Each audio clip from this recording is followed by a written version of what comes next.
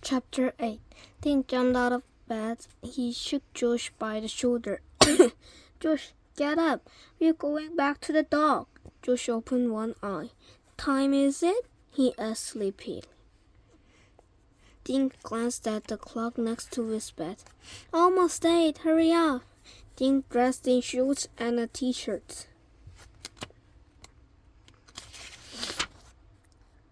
He washed it, brushed his hair, and grabbed the poster he'd drawn the night before. Come on, Josh, he said, hurrying downstairs.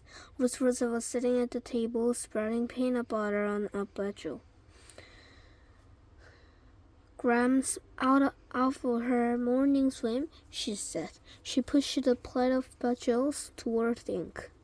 Where's Josh? Dink sat down and reached for the strawberry jam. Still walking up, he said. Dink unrolled the poster as Josh tumbled into the kitchen. His red hair was sticking straight up. This plan had better work, he said. I was dreaming. I was King Meadows. Only everything I touched turned to chocolate. Josh got a bagel and read Dink's poster through sleepy eyes. At the bottom, Dink had drawn a man's arm with "Come on, come all, tattoo contest" on the paper. Sunday night at 8. Cash prizes for the most creative tattoos. A tattoo of an owl. What happens when a bunch of people with tattoos showed up? And there's no contest? Josh asked. Dink shrugged. We have to find out if Spike has a tattoo on his ankle. Can you think of another way? Josh just shrugged. All right then, let's get going, Dink said. They each grabbed an apple and headed for the dock. Dink carried a poster and 4 thumbtacks. Even this early, people were strolling along the concrete pier. Dink tacked the poster to a light pole. Okay, now let's go find Spike and Chip, he said. They hurried to the dock. A few people were on their boats, drinking coffee and enjoying the morning sun. The golden goose was tied at its sleeve. Not a sound came from the boat. Dink, they are still asleep? Josh asked. Dink shrugged. I don't hear any snoring. Rosa appeared through one of the round cabin windows. Nobody's down there, she said. Look, the door's open, Josh said. They must be there. Dink stepped onto the boat deck and knocked on the wood. Hello? He called. Anyone home? Dink hopped back onto the dock. Maybe they went out for breakfast, he said. Let's wait. The kids sat in the sun. A pelican waddled along the dock. Stopping at each of the boats, a woman tossed him some bread. Josh pulled his book out and began reading. Listen to this, he said. No matter how long it has been on the bottom of the ocean, gold stays shiny. But silver requires several days in a special temperature solution before it looks shiny again. Josh looked up. Yesterday, Spike told everyone they cleaned the gold and silver with vinegar. The kids looked at each other, then got up and stepped aboard the golden goose. He walked around the deck, looking at everything and peeking into corners. He stopped near an oxygen tank propped against a bench, then came back to the dock. The tank's empty, he told Josh and Rosa. How do you know? Josh asked. There's a round window with a dial, Dink said. The little arrow is pointing to E. So maybe they used up all the oxygen and haven't filled it up yet. Maybe, Dink said, but I don't see any other diving equipment. Rosa stepped closer to the deck. Maybe they keep it down below she said. She looked at the guys. I say we check it out. Me too, Dink said. George glanced back toward the pyre.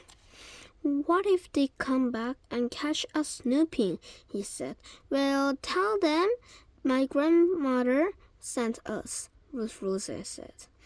I'll say to once to ask there more questions. I think they hang pirates, Josh said. Josh, just looking on someone's boat doesn't make us pirates, Rosa said. If they are trying to cheat my grandmother, I'm gonna find out. Come on, we don't touch anything. We'll just look around. She hopped aboard the boat and scooted down the cabin stairs. Josh and Dink followed. The three stood in the middle of the small cabin. What's a smell? Rosa said. They are very neat, are they? Josh said. The beds were made and the tiny kitchen was jumbled of dirty dishes and glasses. The small eating table was covered with sticky-looking stains. Dink glanced into a few dark corners. I still don't see. Shh! I heard something, Rosa said. She pointed above their heads. Suddenly, they all heard footsteps. The kids looked at each other wide-eyed. Josh's face was white. Dink looked around the small cabin, then rushed toward a narrow door in the back. He yanked the door open and motioned for Josh and Rosa to follow. Chapter 9. The kids found themselves crammed in the boat's tiny bathroom. There was no room to sit or turn around. The kids just stood up and stared at each other. Suddenly, they heard heavy feet thunder down the cabin stairs. They heard their breath. They heard a small thump and a bigger one. Then the feet were walking again. This time, going up the stairs. The small room got hot fast. Sweat ran into Dink's eyes. He could barely breathe. They waited, but heard no more noises. I smell scrambled eggs, Joshua whispered into Dink's ear. Dink rolled his eyes. Well, I do, said Josh. Dink waited a few more minutes, then opened the door a crack. Kool-Aid rushed into the bathroom. Dink quickly looked around the cabin. He could hear the men talking above. He gently pulled the door shut. They are up on deck, he said. We can stay in this bathroom. If one of them wants to use it, we are sunk. Why don't we just leave? Josh asked. How do we explain why we're hiding in their boat? Rosa said. It's too late. Dink slipped out of the bathroom and saw a trapdoor in the floor. Kneeling. Dink pulled the trapdoor open. Josh and Rosa tiptoed out of the bathroom. Suddenly the kids heard a roll, then Dink felt the boat began to move backward. They are talking the boat out, he whispered. Come on, down here. The kids scampered down into the boat's hold. Dink lowered the door over their heads. Except for a crack of light around the trapdoor, they were in darkness. This place stinks like rotten fish, Josh said. Now what? Rosa said. I don't know, Dink answered. He thought for a minute. They must be going out to the dive site, he said. We'll have to hide till they decide to go back to the dock. But that could be all day, Josh said. The kids squirmed around, trying to get comfortable. Dink put his eye up to the crack and saw the underside of the table. To the right, he could just make out the bottom stair leading up to the deck. Ouch! Josh said suddenly. I think I sat on an anchor, and I crumpled my knee on a cinder. block, Ruth Roses said. Dink moved his hands around the sloping wooden floor. His fingers felt hard. Scratchy surfaces, more cinder blocks, a few bunch of them. Then he touched something squishy. Guys, I found some life in vest, Dink whispered. Put them on! The kids struggled into the vests. Dink kept his eyes on the crack. He wanted to know if Spike or Chip came down into the cabin. Whose idea was it to get on this boat? Josh said. I feel like a prisoner. You wanted to go out on a dive, Dink said. You got your wish. Yeah, said Josh. Josh said. But not trapped in some smelly dungeon. Dink saw a movement through the crack. A pair of bare feet were backing down the stairs. Shh, he said. They're coming down to the cabin. They heard footsteps, then voices, shapes moved back and forth across the trapdoor. This place is a pigpen. One of the men said. Dink recognized Spike's voice. Why bother to clean it? Chip answered. He giggled. It'll get real clean in a little while. Dink heard something scrap, then a thumb right over his head. Through the crack he saw a skinny wooden leg. A stool or chair had been dragged up to the small table. We got any juice? Spike said. I doubt it, Chip answered. I think there's milk. They are eating breakfast, Josh hissed into Dink's ear. I told you I smelled eggs. Then somebody sat down at the table. He could see one person's leg from the knee down. The leg was hairy and tanned. Suddenly Dink guessed. Just inches from his eye, he saw a tattoo. It was an eagle's head. Chapter 10. Spike was the man he'd overheard at the airport. Suddenly Chip was talking. Yeah, no, he said. It's gonna miss this old tub when it's gone. Not me, Spike answered. When we get the dough from the old folks. I'm buying the honest cow in Florida. I'm sick of living like a sultan. So when do you want to do it? Chip asked. Soon as I finish eating, Spike said. I'll even let you have the pleasure of using the axe. Dink heard Chip laugh. With all the cinder blocks we brought aboard, the goose will go down in 10 seconds. Yeah, it should, Dink said. Don't forget the box. We don't want that to sink too. Dink felt Josh grab his arm and squeeze. On his other side, Ruth Roses let out a small gasp. Spike and Chip were planning to sink the golden goose. Don't worry, Chip was saying. I already put the gold in the dinghy. A chair crashed and the tattooed ankle disappeared from Dink's sight. After we drown the goose, we'll take the dinghy back to town, Spike said. We'll lie low till we get the money from the old folk. He laughed. Then we disappeared. Dink felt his stomach sink. He heard more thumps and footsteps. Make sure you don't leave anything aboard with your name on it, Spike said. Paper floats. You know, don't worry, Chip said. Where's the axe? The voices faded away. Did you hear that? Josh asked. They are gonna sink this thing. Shh, Dink hissed. Suddenly, the kids heard loud smashing noises. One after the other, Dink gulped. It was an axe striking wood. Then he heard a thump and footsteps running up the cabin stairs. Suddenly, he heard a new sound. The gurgle of water floating into the boat. Now, Dink said. He shoved the trapdoor open and scrambled out. Josh and Ruth Roses were right behind him. They stepped into salt water. Look, Rufus pointed to a hole in the side of the cabin. Water was rushing in.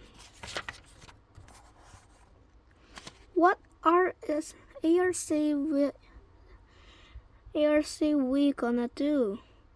Josh asked. Dean raced up the stairs and he saw Spike and Chip tearing across the water in the dinghy.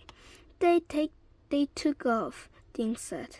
Come on, the kids ran up the stairs and sprinted toward the rear of the boat. Josh looked down into the water. Now, what do we do? He squeaked. We jump, Rufus yelled, and they did. Chapter 11.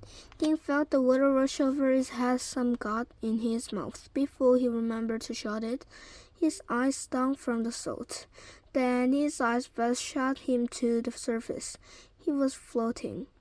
Josh and Rufus were bobbing nearby in their orange life vests. You guys okay? Dean asked. Look, Josh said, pointing at something over Dean's shoulder. Dean spun around in the water. The gold goose lay on its side. A few seconds later, it went under. The kids heard a sound, loud. Whoosh! As the boat disappeared, he got off just in time. Josh said, Let's swim, Dean said. Spike and Chip might decide to come back to make sure the boat sank. Swim where? Josh asked. I can't even see land, but I see some boats, Rufus said, pointing one wet arm. See those things sticking up out of the water? Josh began splashing his arms. I think those are shark fins, he yelled. Rufus laughed. Sharks don't have white sails, Josh. The kids began swimming toward the boats. Suddenly, Dean heard a roar. He whipped his head around, expecting to see Spike and Chip bearing down on them. Instead, he saw a large white boat. On the side, black letters. He read Coast Guard. The boat zoomed up, then slowed. The kids bounced in the waves like corks. What the heck are you kids doing? A voice blew from the boat. Dean saw a man in a white uniform standing on the deck. He was holding a bullhorn and glaring down at him. Dean tried to yell, but a wave filled his mouth with water. Another man drew 3 rounds life preservers into the water. Hang on to those, the man in white bellowed. The ring splashed into the water only a few feet away. Seconds later, Dink, Josh, and Rufus were hauled onto the boat's deck. The kids huddled together. A group of men stood staring at them. The sun was warm, but Dink couldn't stop shaking. One of the men dropped blankets around their shoulders. Well, the uniformed man said, I'm waiting. He stared at the kids with a strange expression on his face. You do speak English, I hope, Josh grinned. Yeah, do you guys have anything to eat? I'm starving, the man laughed. The man holding the bullhorn grinned. Okay, kids, first, you tell us why you were swimming to Cuba, he said. Then we feed you. Awesome, Josh said as burst after burst of fireworks went off in the sky. It was 10 o'clock on New Year's Eve, 2 days after they'd been rescued by the Coast Guard boat. The kids were lying on the lawn in Graham's backyard. They had just finished a lobster dinner and their stomachs were full. Graham came out carrying a Erie. Who has room for chocolate ice cream? She asked. Dean groaned. If I eat one more thing, I'll burst wide open. Josh sat up. I'll have some, he said. Graham set the tray on the blanket. Help yourself, he said, joining the kids. That was a supper meal, Graham, Rosa said. My pleasure, Graham said. You kids are heroes, thanks to you. The police were able to catch Spike and Chip. We almost lost a lot of money. Well, Dinkus, Josh said. You were right. It was Spike on the phone at the airport, and he did say, take the dough. Graham Hathaway squeezed Ding's hand. You saved the day, she said. Ding blushed. Well, you guys helped too, he said. If it hadn't been for Rosa, we wouldn't have been on the Golden Goose when those two guys came back. They'd have sunk the boat and gotten away with the money. And Josh figured out they were lying about how to clean gold and silver, Rosa said. I never even saw that in my book. Graham Hathaway smiled. I know 3 children who are going to get a river, she said. A river? Josh said. For what? The gold and silver Spike and Chip showed us was stolen from a museum in Miami, Graham said. The museum was offering a reward and it goes to you, dear. Awesome, how much? Josh said. Rosa laughed. Don't be greedy, Joshua. Josh slurped up the last of his ice cream. I'm not greedy, he said. I just like money. Suddenly, a huge mushroom of fireworks went off over their heads.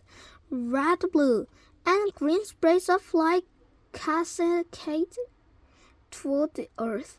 Make a wish, everyone, Graham said. I wish I had more ice cream, Josh said. I wish I had my own computer, Rosa said. I wish I had my own computer. I wish we could stay here longer, Ding said. Our vacation went by so fast. Graham Hathaway gave Ding a kiss on the cheek. Your wish is granted, she said. You all invited back this summer.